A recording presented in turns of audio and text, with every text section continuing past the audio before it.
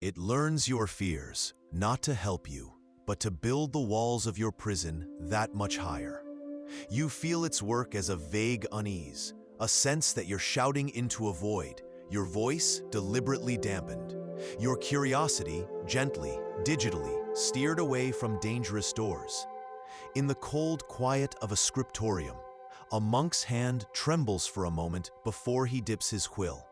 He is not writing history, he is erasing it. With a careful stroke, a land grant is forged, a bloodline is altered, a misconvenient truth is painted over with a pious lie. Listen, you lean back, the stool creaking under your weight, the sound echoing in the vast silence of the library. You see it now. A network of light, a silent, unrecorded renaissance of practical knowledge, of human ingenuity, blooming in the shadows of the official world. Viridian's clockwork, the Pyrenees water, the Black Forest's medicine, the Irish Islands pharmacy. They weren't isolated pockets of heresy. They were a decentralized revolution of ideas. This is the secret that changes everything. The church and the nobility weren't stamping out superstition. They were fighting a war against a better future they couldn't control. You can't see a face, only a silhouette, a man-shaped piece of night. He doesn't speak. You don't either. Instead, you give the signal. You tap 3 times on your own collarbone, a hollow, percussive sound against the thin wool of your tunic. It's the sound of a failing heart. Thump, thump, thump. He answers with a single slow nod. The password isn't a word. It's a rhythm of desperation. This is the hidden market, not a place, but a network. And as you look at the faces of your children, who will grow up in a world you have deliberately emptied for them, a new, terrifying mystery begins. What happens to a people who are forced to murder their own truth? And what kind of ghosts will rise from its grave? This is the secret 99% of people will never learn about the medieval world. The great monasteries were not just houses of God. They were the original intelligence agencies. They controlled the flow of information because they controlled literacy itself. In a world where only 1 in 100 could read, the man who holds the pen holds the past, the present, and the future. And in the Abbey of St. Giles, someone decided that Viridian's future was to have no past. It's a feeling you know in your bones, a modern echo through time. There is no manor house on the hill. There is no stone church looming over you, its bell a constant reminder of who holds your soul. The air smells of damp earth, burning peat, and something else, contentment. You see a group of children chasing a pig, their laughter echoing off the wattle and daub walls of the cottages. No one looks hungry, no one looks afraid. This is the anomaly the scribe couldn't understand. This is the secret the church had to burn. The tactics used to erase them, to scrub their simple, powerful truths from the memory of the world, have not vanished. They have evolved. They have been perfected. The Inquisitor's vellum, with its list of heretics, has been replaced by the algorithm. A silent, omniscient God that watches what you read, who you talk to, what you dare to question. It doesn't need a man in a dark robe to condemn you. Its judgment is rendered in a million lines of invisible code, silently demoting your thoughts, burying your questions, and nudging you back towards the safe, sanctioned reality.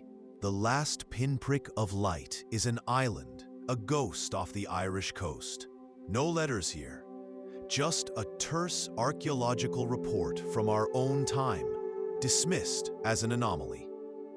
Pollen analysis revealing fields not of barley or wheat, but of feverfew, of valerian, of St. John's wort. evidence of industrial-scale cultivation of medicinal herbs. Microscopic traces on pottery shards show the remnants of complex poultices and tinctures. An entire island dedicated to a level of herbalism the great universities would have condemned as demonic. Minutes stretch into lifetimes. This is the part they never write in the histories.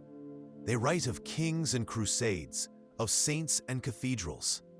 They do not write about the moments in between, the silent, desperate transactions that kept the world turning.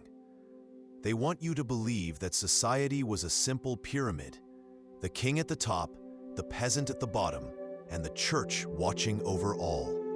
It's a lie, a sound, the soft scrape of a boot on stone. A figure detaches itself from the deeper shadows.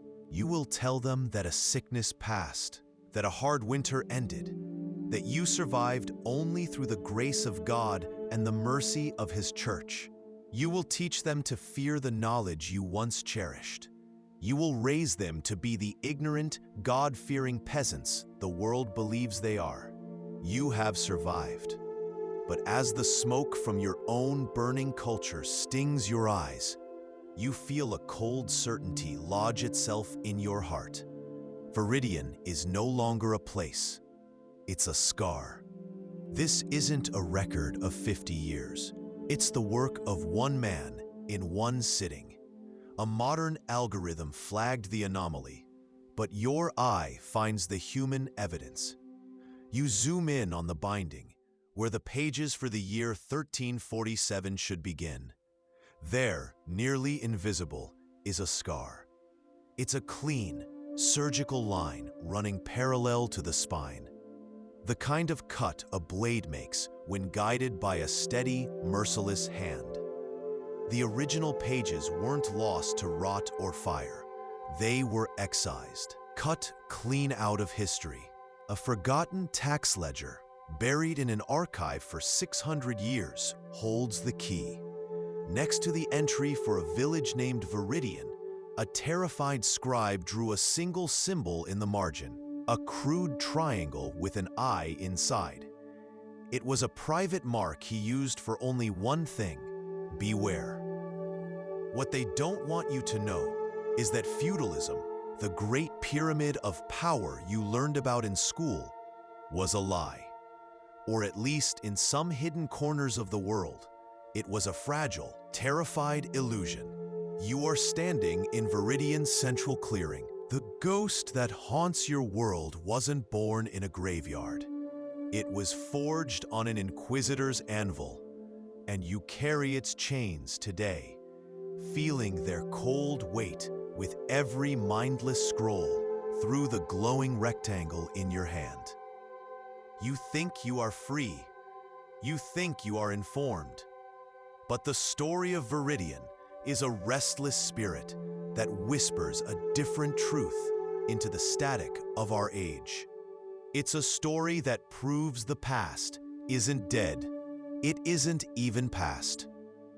99% of Europe knew the plague was divine punishment, a miasma of poisoned air sent to cleanse the sinful. They prayed, they flagellated, they burned scapegoats. But what they don't want you to know is that in this tiny hamlet, sealed off by ancient trees, they didn't pray to the sky. They dug new wells, far from the latrines. They boiled water for drinking. They made a bitter tea from willow bark for the feverish, a secret passed down from a time before the Romans. They weren't saved by a miracle. They were saved by a protocol. You can smell the decay, the sweet, wet scent of life returning to the earth. But tonight, it smells only of risk. The air is cold enough to make your teeth ache, a metallic taste of fear coating your tongue. You are carrying nothing. You are going to collect everything. You arrive at a clearing, marked by a shattered oak, its form like a hunched giant against the star-dusted charcoal of the sky. This is the place. You wait, your back pressed against the rough, cold bark of a living tree, your breath a cloud you try to swallow. But here, in the shadow of the mountains, it was the grandmothers who held the deepest wisdom. They knew the weather in their bones, settled disputes with irrefutable logic, and kept the memories of the village alive. Now, they are to be nothing. Their wisdom, a sin. Their authority, a heresy. You watch them step back into the crowd, their faces becoming carefully, terrifyingly blank. The final command is the cruelest. You must go home and teach your children a lie. On the screen is a recently digitized ledger, its vellum pages rendered in perfect, sterile clarity.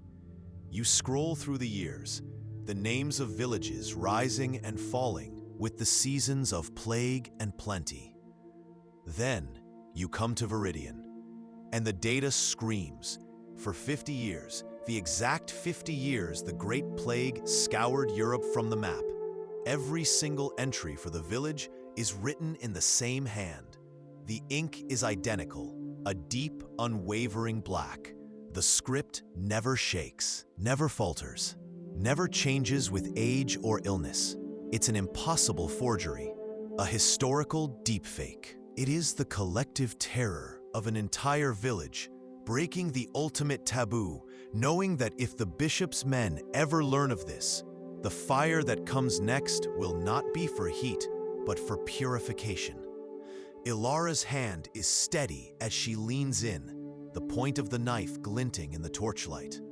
But as she does, a floorboard creaks in the cottage directly above you. Someone else is in the house, and they were not supposed to be. It was the simple, terrifying, and profoundly powerful understanding that sometimes the only way to win against an oppressive, all-seeing power is to make it believe, with all its arrogant heart, that it has already defeated you. You have not been silenced. You have taken silence and forged it into a weapon they will never even know is pointed at them, until it is generations too late. You call it aqueduct engineering that shouldn't exist for another 200 years. You can almost hear it, an impossible sound in the dry Spanish highlands, the quiet, rhythmic thump, thump, thump of a water wheel, a heartbeat where there should be only silence. Your finger moves again, skittering northeast, into the suffocating darkness of Germany's Black Forest. A different kind of record here, not from an inquisitor, but from a panicked guild merchant in 1349. He writes of a village the Black Death simply passed over, a community with a survival rate so high it defied God. The secret to surviving the medieval world wasn't prayer. It was knowing the right password. The moon is a traitor, so you wait for the nights it hides its face. You move through the forest, not on the path, but beside it, a ghost in the grasping dark. Every snapped twig is a shout. Every owl's call is a question you can't answer. Your feet, wrapped in cloth over worn leather, make no sound on the damp mulch of 1,000 fallen autumns. The crack of splintering wood and bending metal is the sound of knowledge dying. This isn't just about breaking objects, it's about breaking the muscle memory of generations. It's a tactic that echoes through time, seen in every totalitarian regime that forces its academics and artists to publicly renounce their own work, breaking their spirit and making them a monument to the state's power. The third command: disband your council of women. Most history books will never tell you they even existed. They'll paint a world run only by men. The deepest secrets of the Middle Ages aren't locked in a king's chest. They're hidden in plain sight, in the patient, looping script of a monastery's accounts. For centuries, the Abbey of St. Giles was a fortress of truth its ledger the unquestionable record of life, tithe, and death. But what they don't want you to know is that a library can also be a graveyard, and a scribe's pen can be a weapon of mass deletion. You are in a digital archive, a world away from the cold stone of the Abbey. But the chill is the same. It is a direct assault on the monopoly of power, the Church's absolute control over the gateways of life and death. You can see this same pattern etched into our own world whenever a disruptive new truth threatens an old established authority. The resistance is never about the new idea. It is always about the fear of losing control. The metallic taste in this cellar is not just from the patient's blood. The knowledge, the real knowledge, of the herbs that heal, the seasons that feed, the stories that bind, it will endure, passed down not in books that can be burned, but in whispers by the fire. It is a strategic, brutal, long-term gambit for nothing less than survival. It is a modern lesson hidden in a medieval reality. You cannot fight a system that holds all the weapons. You can only become invisible to it. The ultimate forbidden knowledge wasn't a cure or a tool, or a secret gospel. Your fingers, stained with ink, trace a line on a crude map you've pieced together from a dozen different sources. It starts in Viridian, a scorched black hole of memory. But then your finger travels south, over the mountains, to a tiny, unrecorded village nestled in the Spanish Pyrenees. A place where suppressed inquisitorial records speak of unnatural abundance, where an Augustinian friar, in a letter you were never meant to see, describes a network of stone-lined channels, cut with impossible precision, that carry mountain meltwater to terraces of green, thriving crops. He calls it witchcraft. Self-sufficiency is the ultimate heresy. Viridian's crime wasn't black magic. It was the audacity of no longer being dependent. Mateo looks at your daughter as she drinks from the fountain, her cheeks full and pink, and you see the truth in his cold eyes. He is not a man of God. He is a predator who has found his flock learning to fly, and he is here to break their wings. It's an ASMR quality sound of surrender, the sound that will echo in your nightmares for a lifetime. The second command: destroy your tools. Not the plows or the hammers, but the instruments of your hidden wisdom. The midwife's birthing spoons, the healer's obsidian blades, the stone mortars and pestles used for grinding life-saving poultices. You see a woman, her face a mask of grief, place a set of polished bronze instruments on an anvil. The blacksmith raises his hammer, his eyes squeezed shut, and brings it down. For a single breathless moment, a profound peace settles over the clearing. You feel safe, protected, whole, and that's when you hear it. Not the chant from the woods, but a different sound from the road.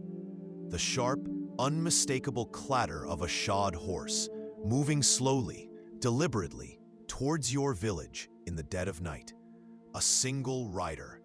And in this age, strangers who ride in the dark are never, ever bringing good news. Someone has found you. Ilara puts down the small, crude saw and picks up a knife. This is the moment. She is about to drain the plague. This is the forbidden knowledge that sealed church archives, discovered centuries later, describe with horrified clarity. Not just quarantine, but active invasive surgery. It shatters the myth of the ignorant, helpless peasant. And that is precisely why this secret was buried so deep. A peasant who can save a life with a blade and a boiled cloth is more powerful than a priest who can only offer last rites. 99% of people will live and die believing that silence is an absence, a weakness. You and your neighbors know it is a shield. It is a fortress built of whispers. And in the shadow of that fortress, you will thrive. For the next 300 years, while the rest of Europe is torn apart by the howling madness of witch hunts, heresy trials, and religious wars that will slaughter millions, Viridian will remain an island of impossible peace. Your children will reach adulthood. Their children will know their names. The greatest lie they ever told you wasn't about Viridian. It was that Viridian was alone. You thought the fire, the fear, the forbidden knowledge was a single terrible star burning itself out in the French countryside. But now, in this cold monastic scriptorium, with stolen records spread before you, under the traitorous light of a single candle, you see the truth. It wasn't a star. It was a constellation. The air is thick with the smell of old parchment and beeswax, a scent you used to find comforting. Now it smells like a tomb. In a hidden journal, discovered centuries later, he writes not of God's favor, but of demonic tampering with the sacred waters. He knows. He understands exactly what you've done. You haven't just filtered water. You filtered the church out of the equation. This is the timeless strategy of power. Convince people they are helpless, and they will pay you for salvation. Whether it's a 13th century priest telling you only he can bless your well, or a 21st century energy conglomerate telling you only they can power your home, the game is the same. Independence is the enemy of profit. 99% of people believe the church simply burned books to control information. What they don't want you to know is a far darker truth. The most effective form of control is to make people burn their own history, to become complicit in their own erasure. You watch as your neighbor, a man who taught his son to read from the very book he now carries, walks stiffly toward the growing pile. You hear the soft, final thump as his history lands on the wood. You are active participants, negotiating with the powers of the unseen world on your own terms. It creates a powerful placebo effect, a shared belief so strong it becomes a tangible shield. It is why the children of Viridian seem to laugh more than the children of the next village over. It's why you meet your neighbor's eyes with solidarity, not suspicion. You share a secret that works. The chant reaches its peak, a strange and beautiful harmony of two worlds, of Latin and the lost tongue of the earth. We are taught that sickness was God's will, a divine punishment to be endured with prayer. But here, in the secret dark of Viridian, they have uncovered a more dangerous truth, that a disease that spreads from person to person is not a judgment, but an enemy you can fight. The church preaches that to cut into a body is a mortal sin, a defilement of God's creation. But the people here have seen God's creation swell with black, pus-filled buboes. They have seen prayer fail, and so they commit heresy to survive. The scraping sound stops. It was the single most sophisticated act of cultural warfare imaginable. Going silent, you have just executed a perfect vanishing act. You have dropped off the map of a world about to burn. That night, a new sound echoes through the valley. It is the soft, resonant thud of heavy wooden bars sliding into place across every door. This is not the sound of fear locking the world out. It is the sound of a conspiracy being locked in. It is the sound of victory. The genetic marker is the receipt for a transaction made in desperation and genius. A secret pact between generations, paid for in blood. They didn't just build a wall against the plague, they rebuilt the people inside. But if they were capable of this, of altering their own genetic future in the 14th century, what else were they capable of? This secret is out, but it only proves that the true story of Viridian is far darker and far more complex than anyone ever dared to imagine. He doesn't ride a warhorse.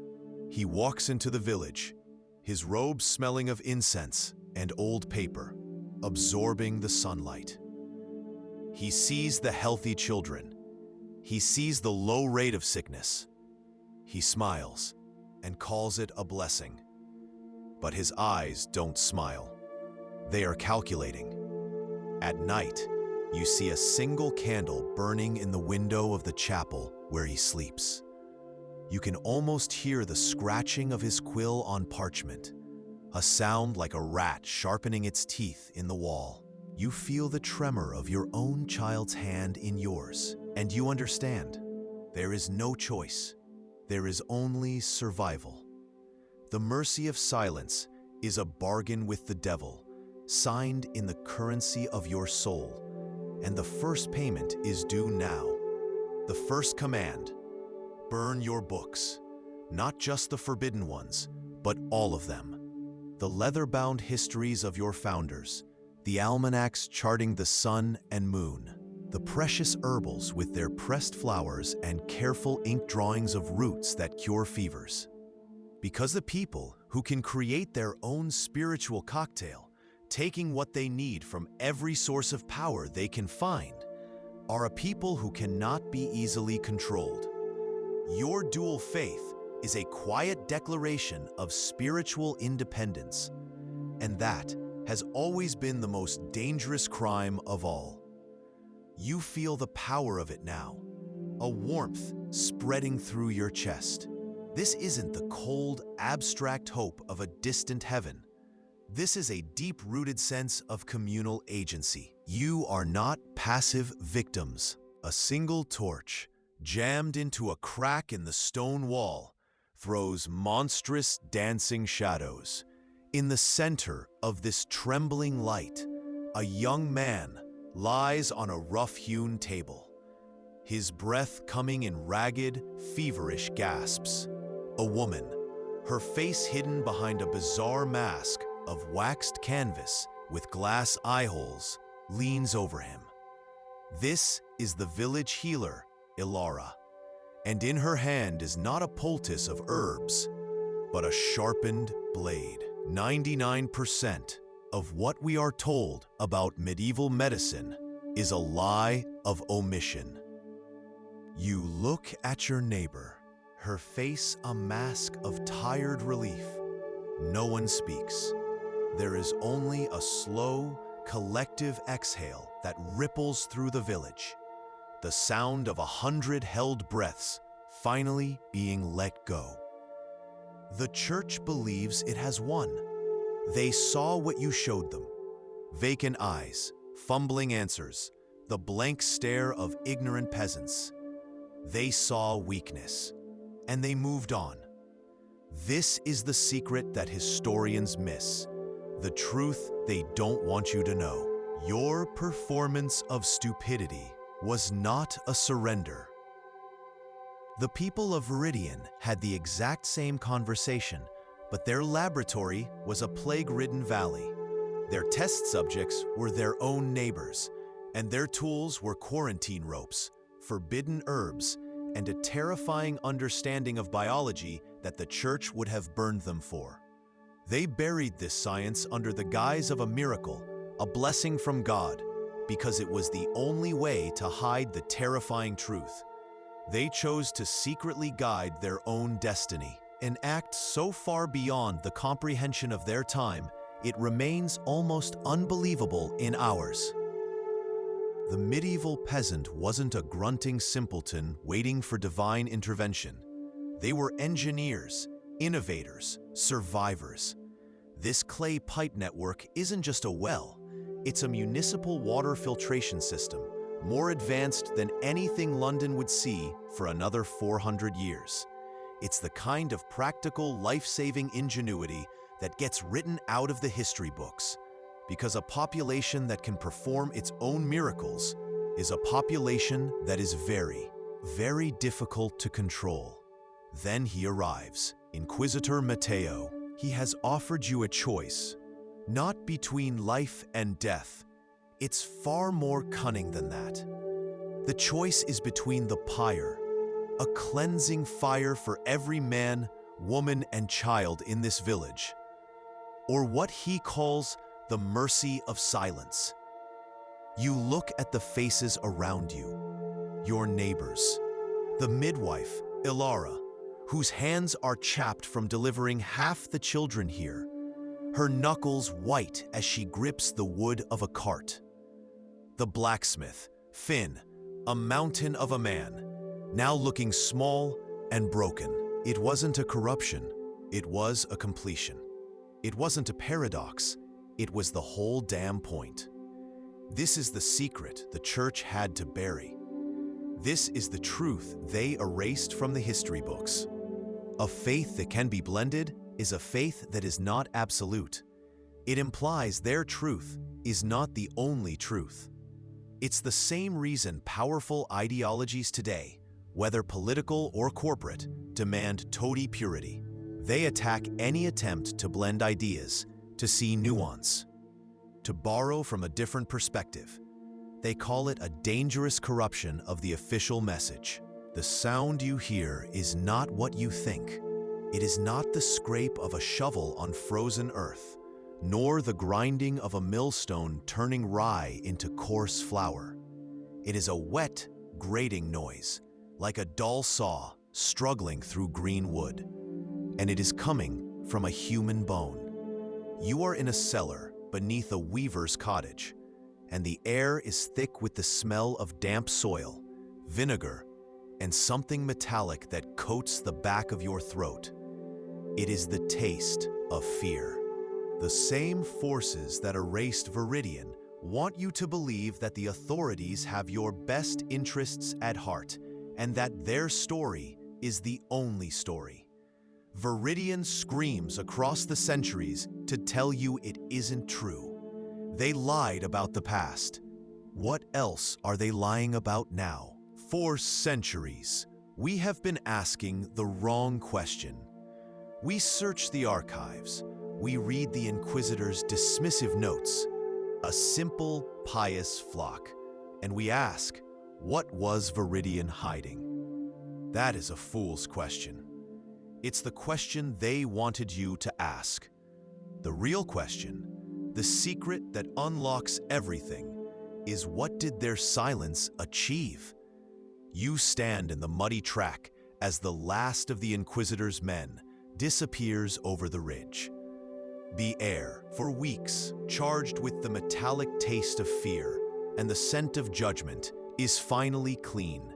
It smells only of wood smoke and damp earth.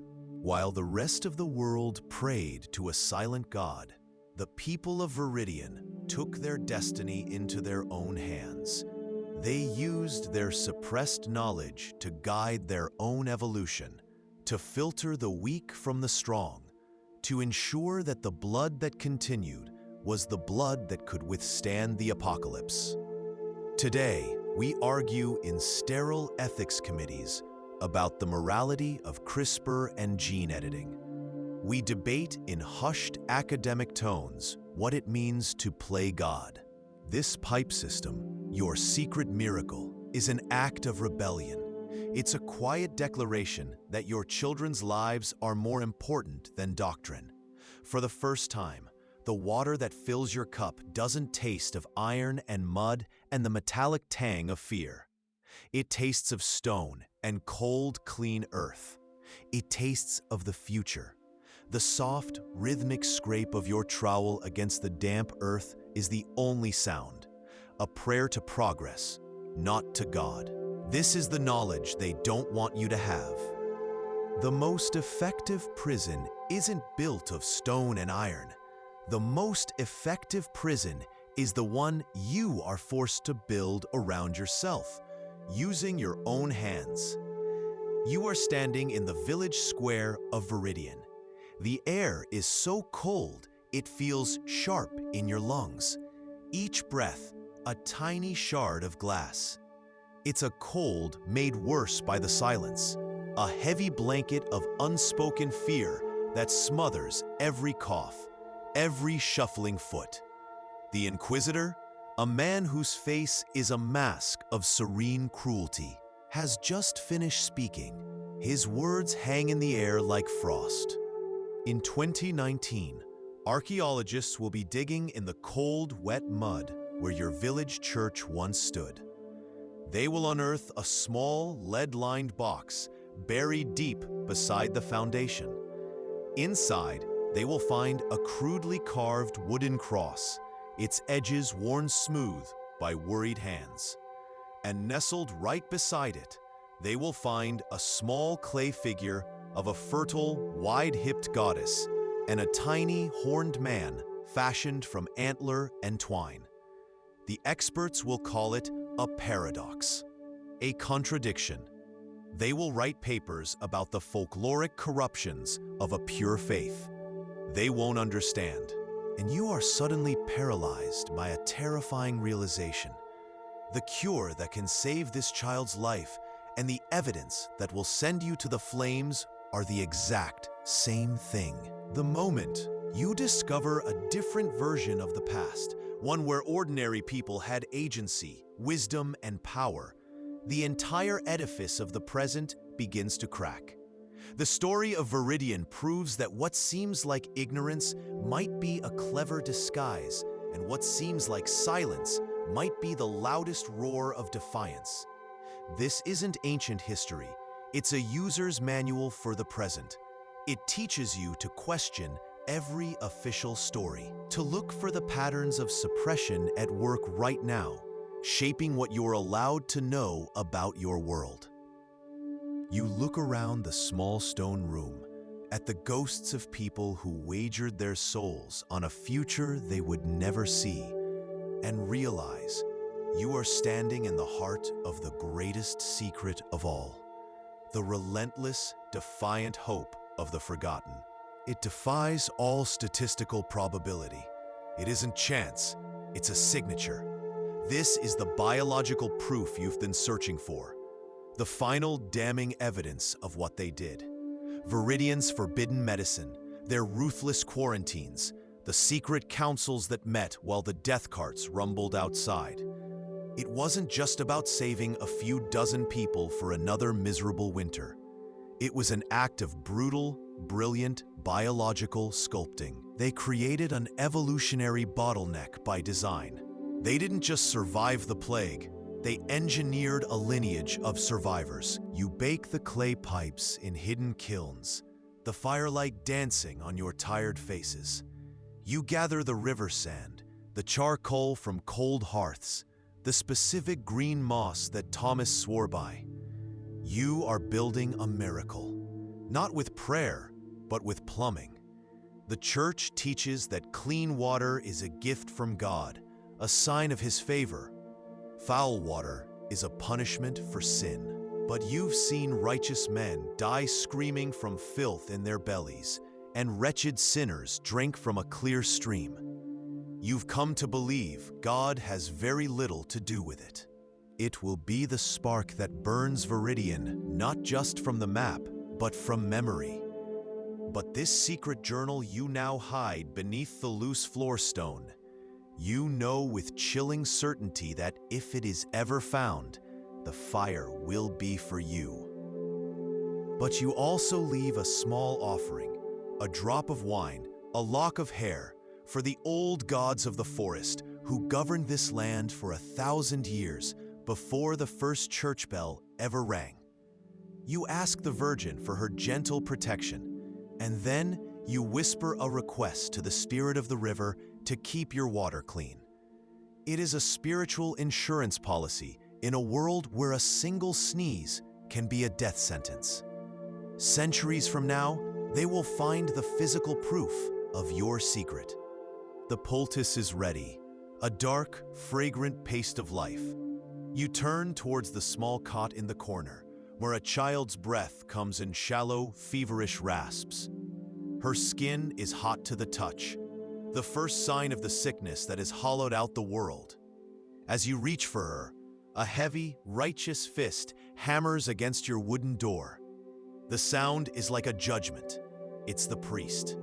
He has smelled the smoke from your fire, smelled the strange herbs on the wind.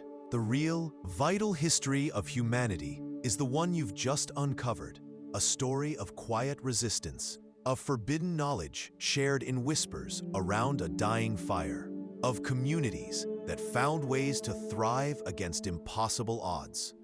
It is the story of the 99% who are systematically written out of their own past. The greatest secret the powerful ever buried is the terrifying fact that their power is fragile. It relies entirely on their control of the narrative. It's a message sent across an ocean of time. Think of it in modern terms. It's like burying a hard drive of everything we know: science, art, philosophy. Because you know an enemy is coming who will destroy not just your society, but the very memory of it. They didn't bury this knowledge to hide it. They buried it for us. They held on to the desperate, unbreakable hope that one day, a future generation would be free enough and curious enough to come looking, that their sacrifice would not be in vain. A rare genetic marker, a variant of the CCR5 gene. They call it Delta 32. What 99% of the world doesn't know is that this tiny mutation is a biological superpower. It confers a near total resistance to HIV. But that's its modern trick. Its original purpose, its medieval secret, was something far darker. It also provides powerful resistance to the bacterium Yersinia pestis, the plague. Historians and geneticists will tell you this mutation was a random, lucky accident that emerged in Europe, a fortunate roll of the evolutionary dice. But here, in this one bloodline, the concentration is too high. The air smells of mud and wet wool, and your hands are raw from shaping the clay. You are part of the secret. Your neighbor, a man named Thomas, whose last 2 children died from the bloody flux, is the one who figured it out. He'd watched the water trickle through the mossy rocks at the high spring, tasted how clean it was. He noticed how sand cleared the silt from a puddle. An idea, dangerous and brilliant, took root. Now, the whole village is in on it. You dig the trenches in the dead of night. They have built a paradise without God, and the presence of the rituals is incomprehensible. You have seen the abbot who helped them forge their records of tithes, found face down in a stream. You know who is next. The future reports you must file tomorrow will be a masterpiece of lies, painting a picture of devil worship so vile it will justify any atrocity. But here, in the shivering darkness, you and the others are not just waiting. You are doing something. What 99% of people, even historians, will never understand is that this isn't heresy for its own sake. This is applied psychology forged in the crucible of absolute terror. This is how Viridian survives. The secret is not in your wells or your quarantine methods. It is in your souls. You practice a forbidden fusion. You pray to Saint Roach to ward off the plague boils. Yes, the historical fact they tried to bury, the one that shatters their divine narrative, is being uncovered right now, centuries from your time. New archaeological analysis of soil taken from the graveyards of villages like yours, the ones with suspiciously high survival rates, reveals concentrated deposits of these exact pollens. burdock, yarrow, the spores of this specific medically active fungus. It is the proof, written in the very earth, that they tried to hide beneath a mountain of bodies and lies. The people of Viridian knew the truth, but speaking it meant the pyre. They didn't write their knowledge in books for the inquisitors to burn. They wove it into their art. They buried it in the patterns of their fields. They encoded it into their very blood. They created a legacy of truth that was designed to outlive empires. And here is the final, forbidden revelation, the one that changes everything you think you know. The official history taught in our schools, that grand, hollow spectacle of kings, popes, and glorious wars, is a lie, a carefully constructed pageant for the powerful. They will burn our books and our bodies, she writes. They will call our knowledge heresy and our healing witchcraft. They will rewrite the story of this world and leave us in the margins, as fools and shadows. They will try to erase us, so we will erase ourselves first. A tremor of awe shakes you to your core. It wasn't just about hiding from the church. It was about surviving them. They knew they would be hunted, silenced, and forgotten. So they built this place, a time capsule of their most precious truths. This isn't just a discovery. A researcher, her face illuminated by the blue glow of a monitor, leans closer. She tastes the bitter dregs of coffee gone cold in a ceramic mug. On the screen is an anomaly, an impossibility, data from a recent genealogical study tracing the descendants of the isolated Viridian region. She runs the numbers again and again. The sound of her fingernail tapping nervously on the screen is a tiny, sharp crack in the quiet room. The numbers don't lie. A staggering percentage of this population, this specific bloodline, carries a ghost in their cells. The thing they found in the dirt on the edge of Viridian shouldn't have been there. What historians expected were bones, maybe a few forgotten coins.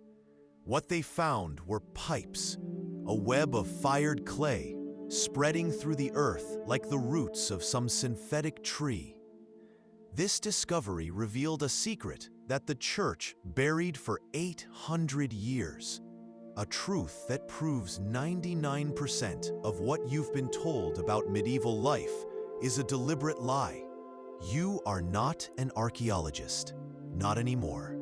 You are standing in the year 1287.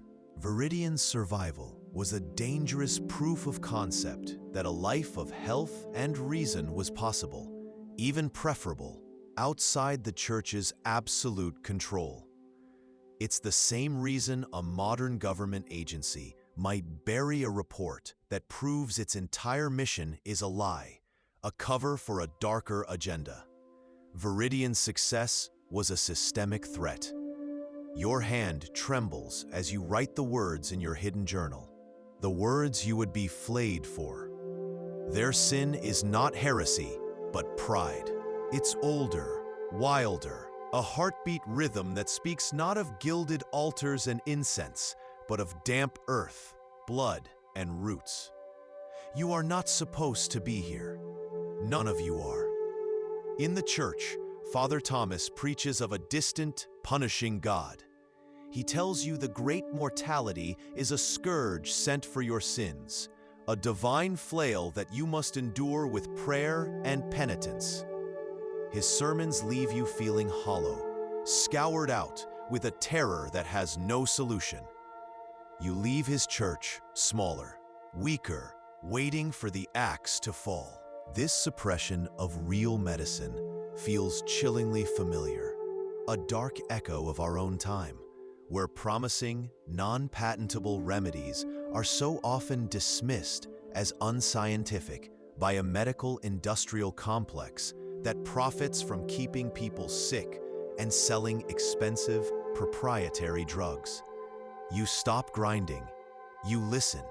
You can hear the wet sound of rotting thatch dripping outside, a constant, miserable clock.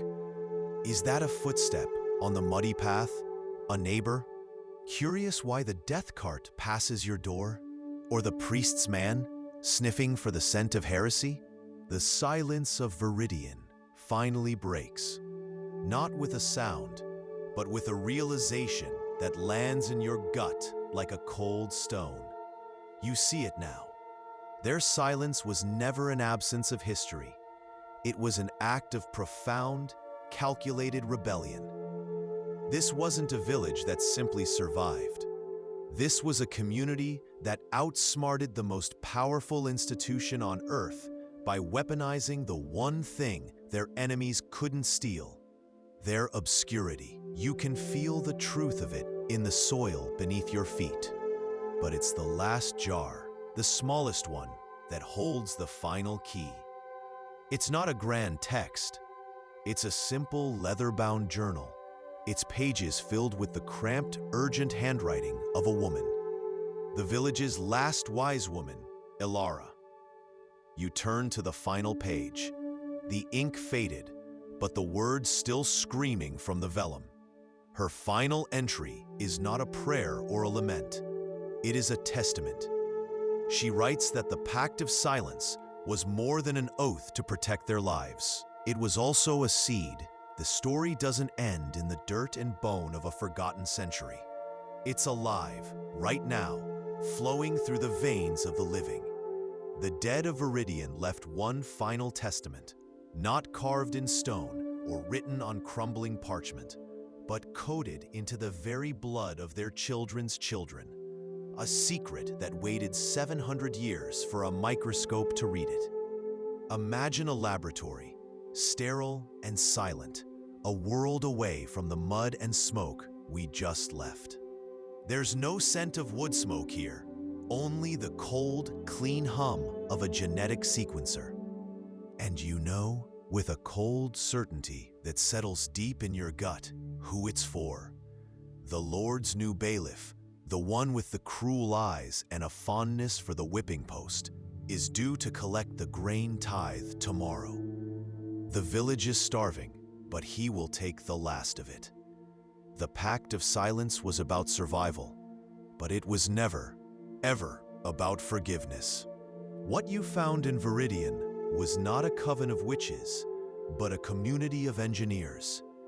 They had dug deep, clean wells, diverting the river. They had woven quarantine protocols, not from scripture, but from observation.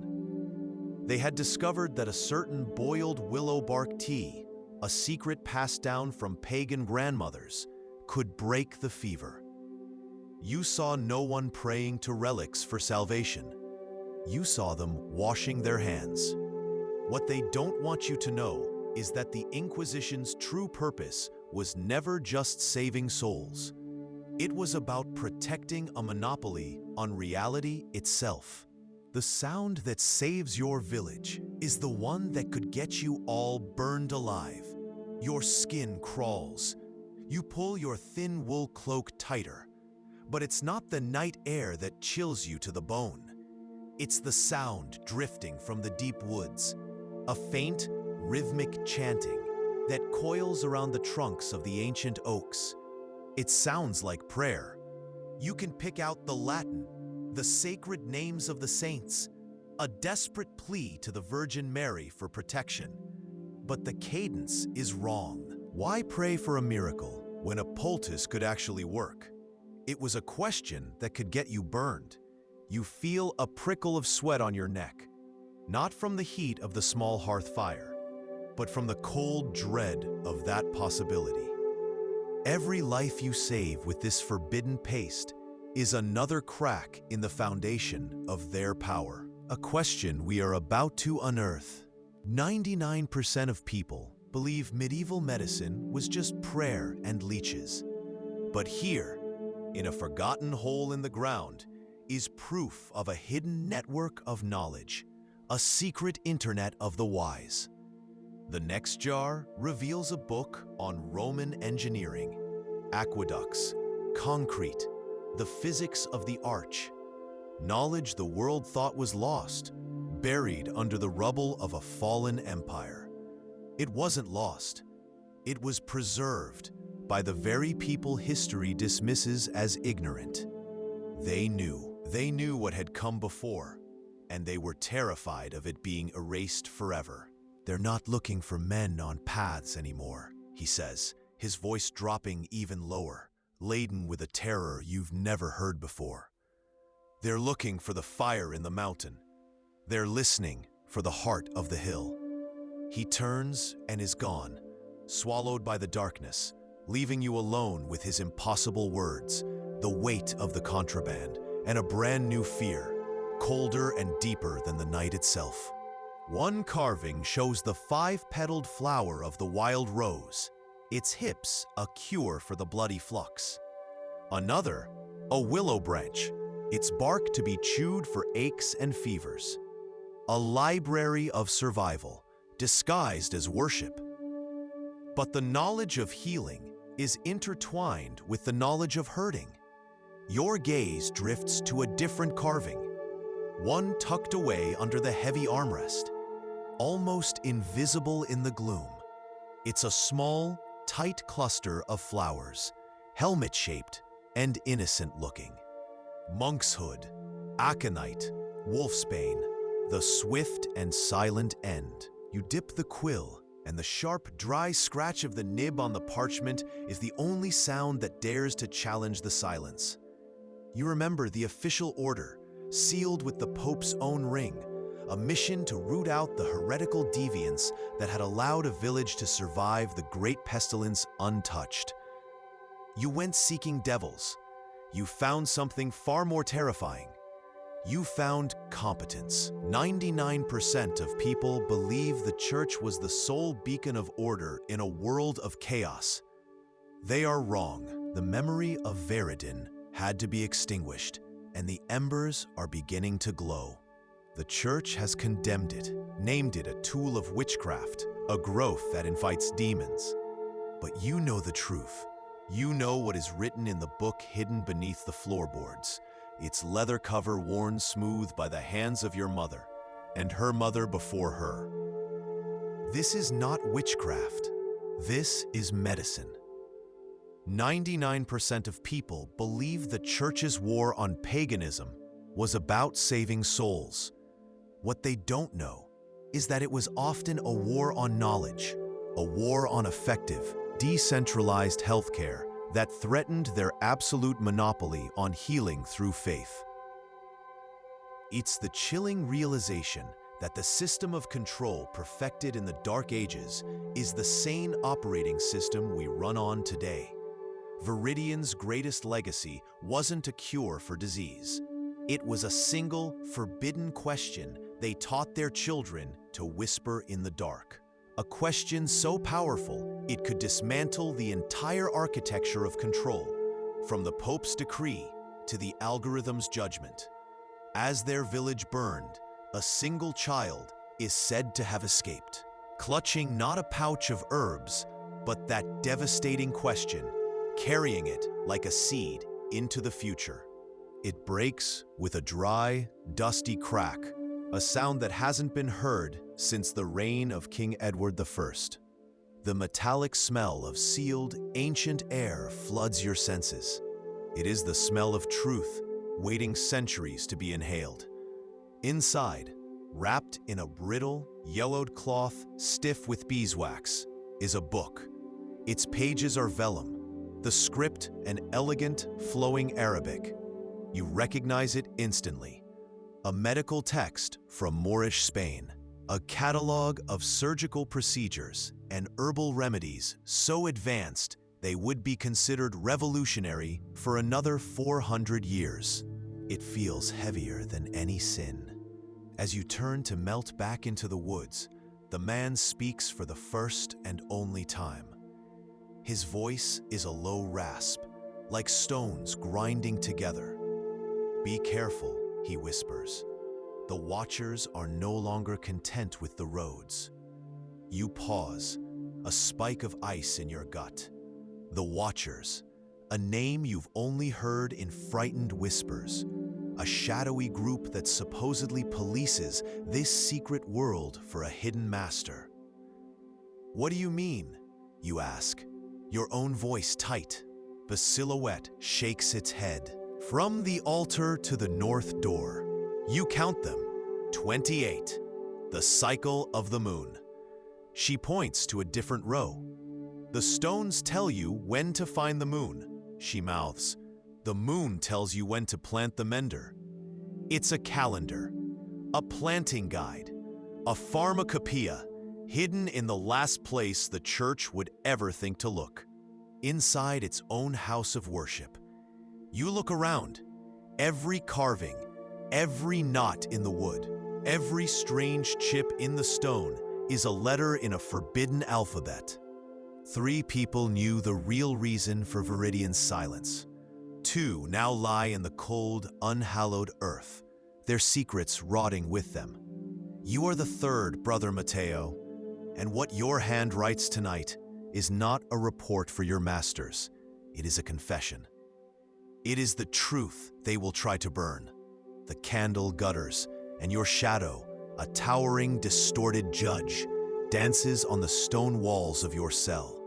The air is thick with the smell of beeswax and old fear. A shadow is falling now, a rumor carried on the wind from a neighboring fiefdom. A priest with cold eyes has been asking questions, not about God, but about power. He asks who settles disputes, who delivers the babies, who seems to know when the rains will come. He is not building a church, he is building a case. And as you watch Alara hand a bundle of feverfew to a worried mother, you feel a chill that has nothing to do with the evening air. Your knuckles are white as you grip the pestle, grinding. You can feel the rough, fibrous resistance of burdock root, a plant the priest says is for pagans. Scrape, crush, scrape. The sound is a prayer whispered to the old earth, a secret rhythm against the drone of the church bells outside. You add a fistful of feathery yarrow.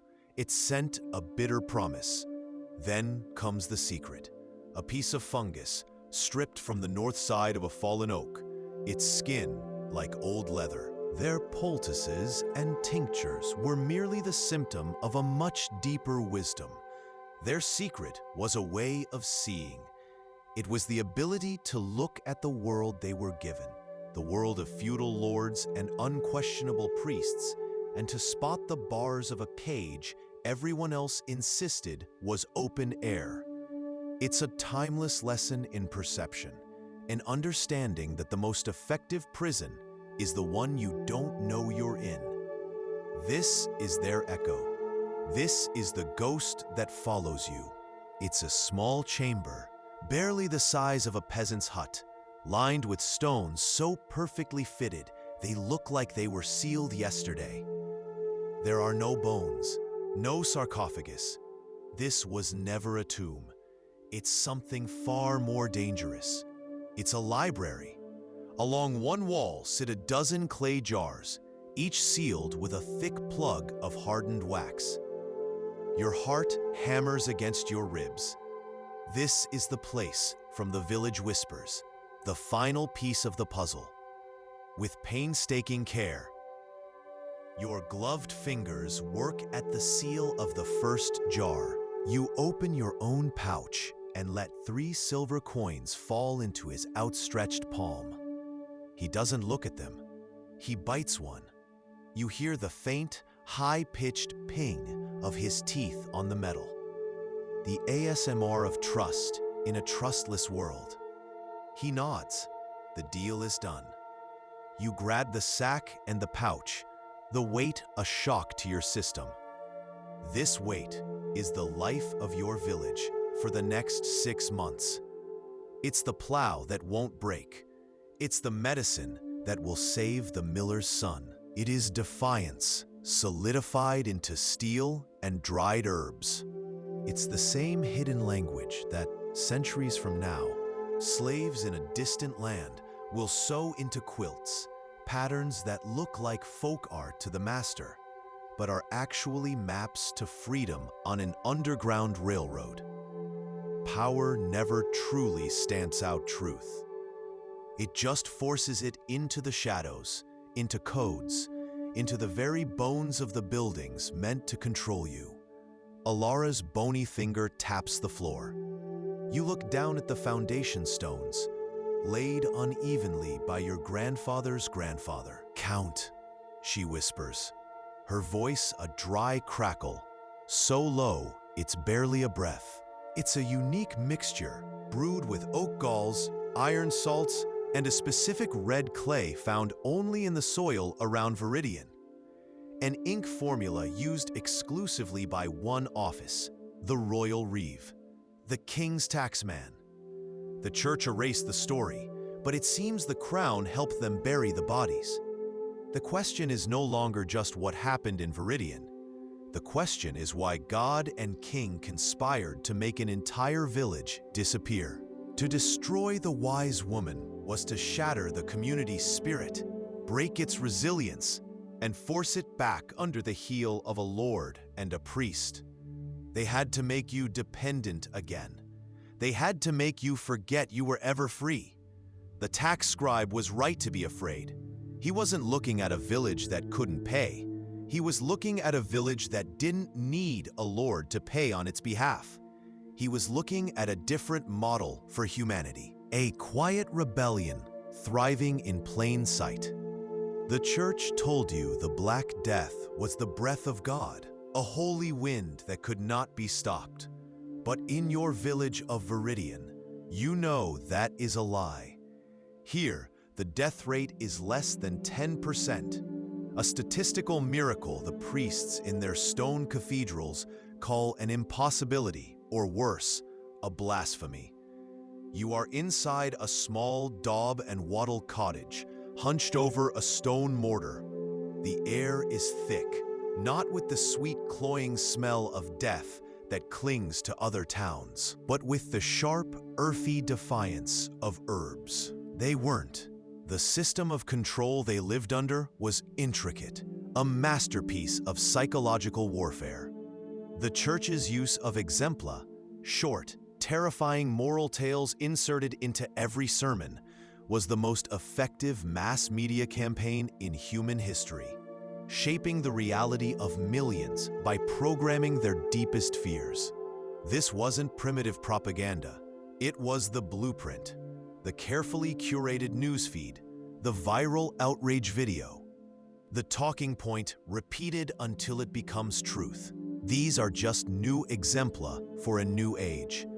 The real secret of Viridian was never just about surviving the plague. The legend was a nursery rhyme to frighten children. "Don't go to the hollow hill," it whispers, "or the earth will swallow you whole." For 800 years, it was nothing more than folklore. But the church buried this secret for centuries, until ground-penetrating radar revealed the truth in 2019. The hill wasn't hollow. It was hiding something.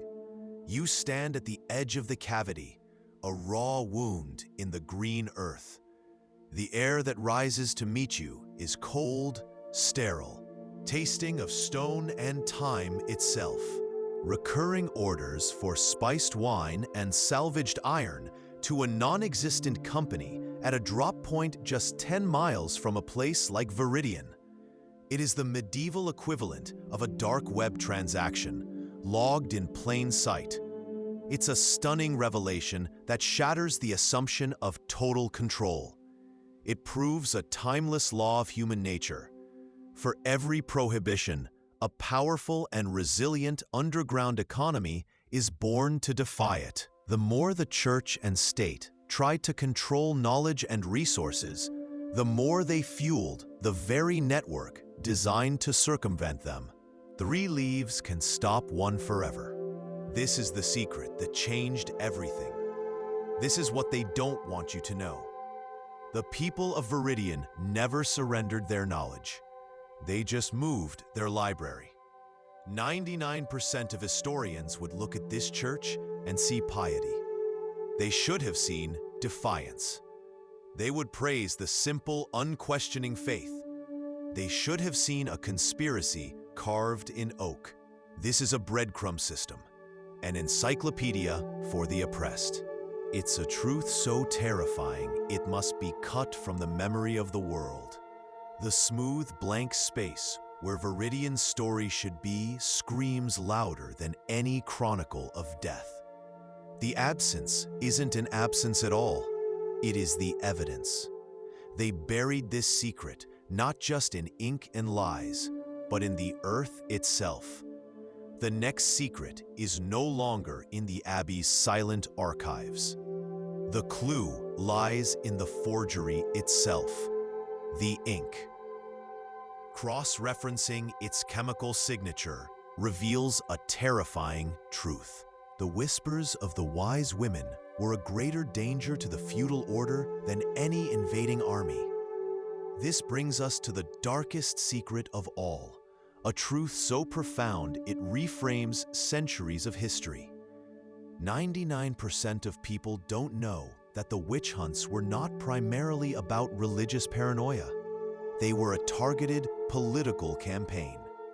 It was the brutal, systematic extermination of these informal female leaders. It was a war against communities like Viridian that dared to be self-sufficient. It's a key to understanding how power works, then and now.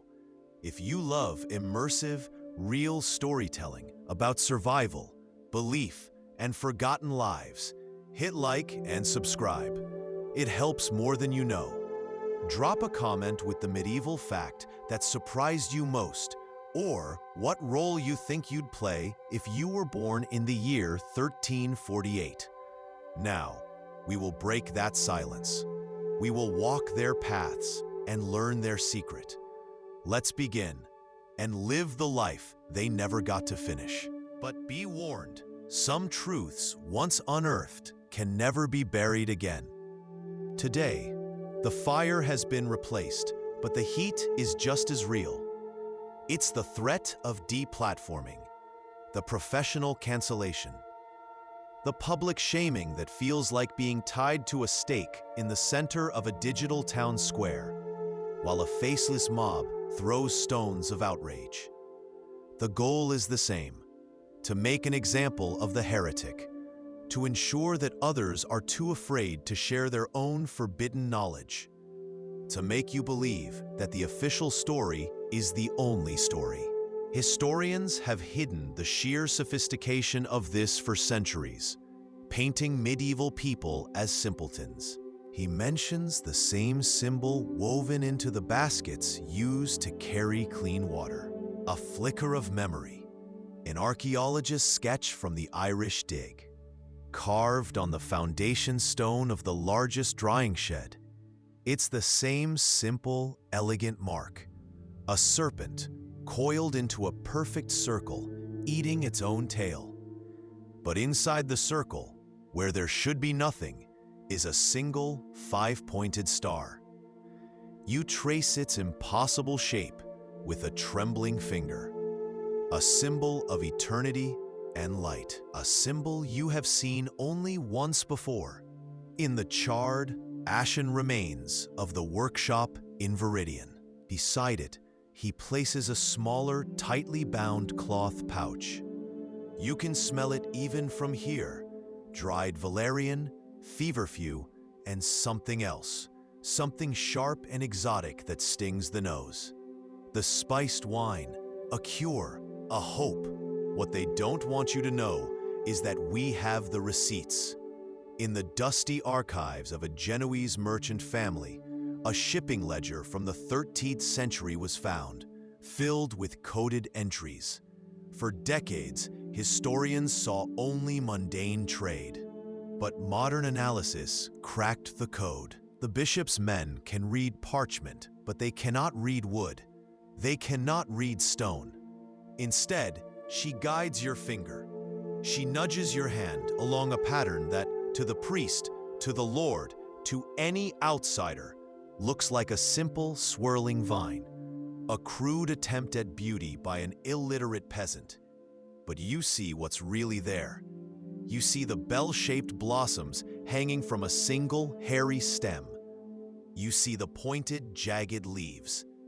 It is a perfect, stylized diagram of Digitalis purpurea, foxglove, the heart mender, the poison. A single leaf, dried and crushed, can steady a failing heart.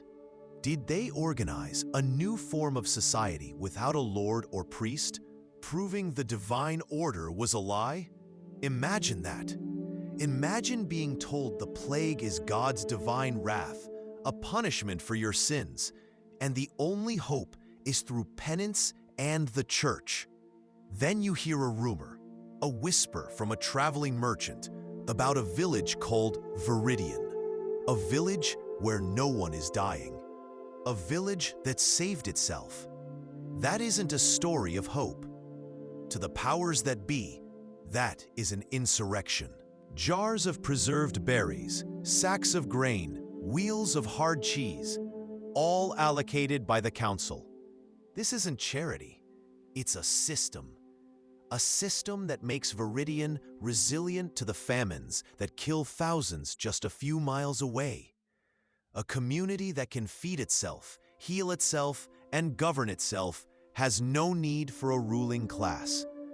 And that is a terrifying thought if you happen to be the ruling class. This mirrors the exact same anxiety modern governments have about decentralized movements or autonomous organizations. Anything that proves people can thrive without their control is labeled a threat. Your town blames goats for the plague. Welcome to the Middle Ages. The truth the powerful tried to bury forever is that these communities held a forbidden knowledge, a library of practical wisdom passed down in whispers, not scripture. Herbalism, engineering, social strategies that actually worked. The Dark Ages were not dark from ignorance. They were called dark to hide the brilliance of those who survived without permission. Just as modern institutions bury data that threatens a profitable narrative, the medieval authorities memory hold Viridian, erasing it from time itself. This isn't just a story about the past. The technology has changed, but the sin is identical. It is the sin of control. When Viridian brewed their teas from willow bark and meadowsweet, the foundations of modern aspirin, the church didn't see medicine. They saw a threat.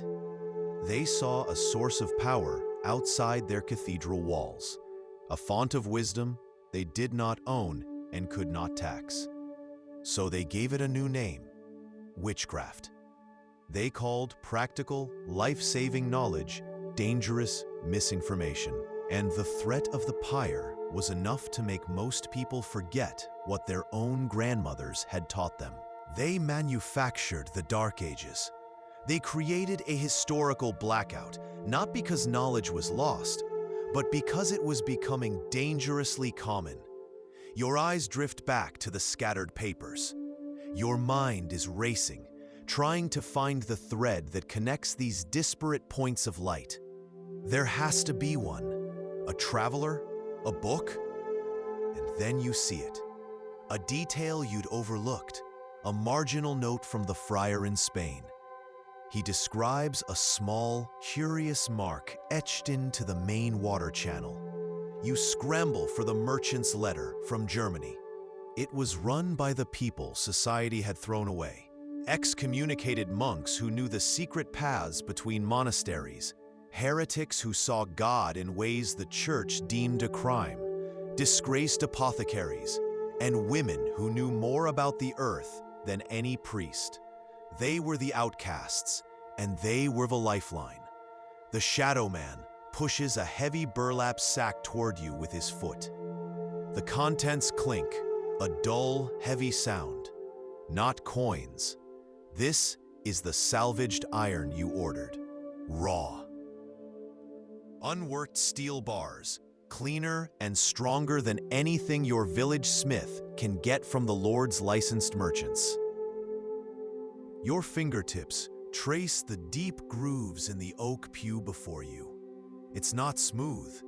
It's a landscape of ridges and valleys, worn down by generations of hands just like yours, each one passing down the same silent secret. The sound is a faint, dry scrape, a whisper of wood against skin that is lost in the rustle of the congregation. Old Ilara, her face a roadmap of famines and winters, leans in close. Her breath smells of onion and memory. She doesn't speak. The pact of silence forbids it. Writing is a death sentence. History is filled with failures, with plagues and famines that wiped towns away. No one covers up a failure. You bury a failure in sermons and blame it on sin. You only perform this kind of surgery, this precise and total erasure, to hide one thing: a success. A success so profound, so paradigm-shattering, that it threatened the very foundation of their world. What could a small, forgotten village achieve during the Black Death that was so dangerous? Did they find a cure in the local herbs, proving prayer was not the only answer? They know which roots calm a fever, which poultices close a wound, and most importantly, how to keep a community alive. You can hear the soft, rhythmic thump, thump, thump from an open doorway, the sound of a mortar and pestle, a sound of healing, not of war. It's an ASMR track of survival. They've created a social safety net that would be unrecognizable to the feudal lords in the next valley. You follow the smell of baking bread to a communal storehouse, dug deep into the cool earth. Inside, shelves are lined not with a lord's hoard, but with the village's future. In the back of your throat, you can taste the metallic tang of fear, a constant companion. Everywhere else, the church bell tolls for the dead. But here, in the Valley of Viridian, it tolls only for prayer. The silence that follows is not one of grief, but of vigilance. This is the great lie they built the modern world on, that the peasant was a stupid, helpless creature caked in mud, waiting for salvation from above. It's propaganda, designed to make you feel safe. But this is your world. You've never seen a toothbrush. You believe demons live in fog. Can you hear it? The whisper-soft scratch of his quill on the page. Now listen again. It is the sound of a black marker squeaking across a modern government report. Its thick, chemical scent filling a sterile office as entire paragraphs of truth disappear into shadow. What 99% of people never realize is that the machinery is the same. The Abbey of St. Giles, forging its ledgers to steal land from peasants, is the same entity as the modern corporation burying an internal study that shows its product is poisoning the water you drink. They weren't afraid of the devil. They were afraid of you, of the peasant who learns to irrigate his own land, the woman who learns to heal her own child, the village that learns to save itself. It's the same tactic you see today when they call a global financial collapse an unforeseeable market correction, or systemic injustice a few isolated incidents. The goal is identical: to keep you from connecting the dots, to make you believe you are alone in your struggle, that the problem is small and contained, not a deliberate, systemic rot, a nervous system of forbidden trade that snakes its way across Europe, invisible to the eyes of dukes and bishops. Official histories, when they mention it at all, call it a smuggler's road. What 99% of people will never learn is that this was the Amazon of the Dark Ages, a sophisticated, highly organized trade route for everything the authorities wanted to suppress. Banned books of Greek philosophy, advanced surgical tools from the Arab world, Herbs that could stop a fever faster than a prayer, and high-grade metal that wouldn't be taxed into uselessness. The greatest act of heresy wasn't written in a book. It was carved into a church pew in plain sight for 500 years. You kneel on the cold flagstones, the scent of damp wool, old sweat, and beeswax filling your lungs.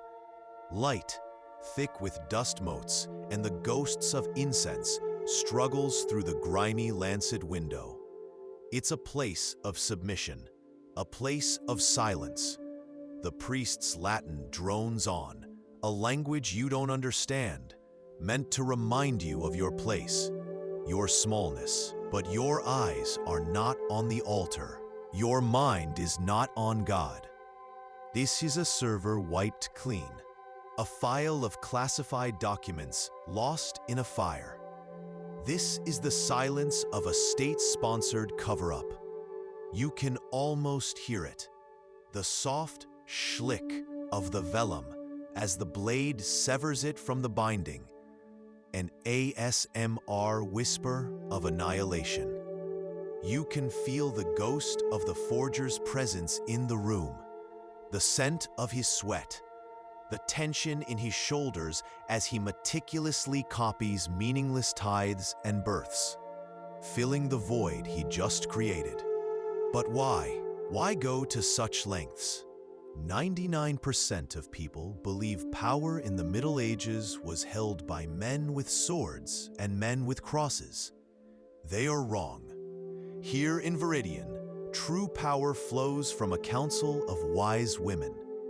You see one of them now, Ilara, her hands stained with the green of herbs, her face a roadmap of wrinkles. She is not a queen. She is a midwife, an herbalist, a mediator. She and the other women on her council are the keepers of a knowledge far older than any king's decree, the knowledge of the earth. The official story says the Black Death killed half of Europe.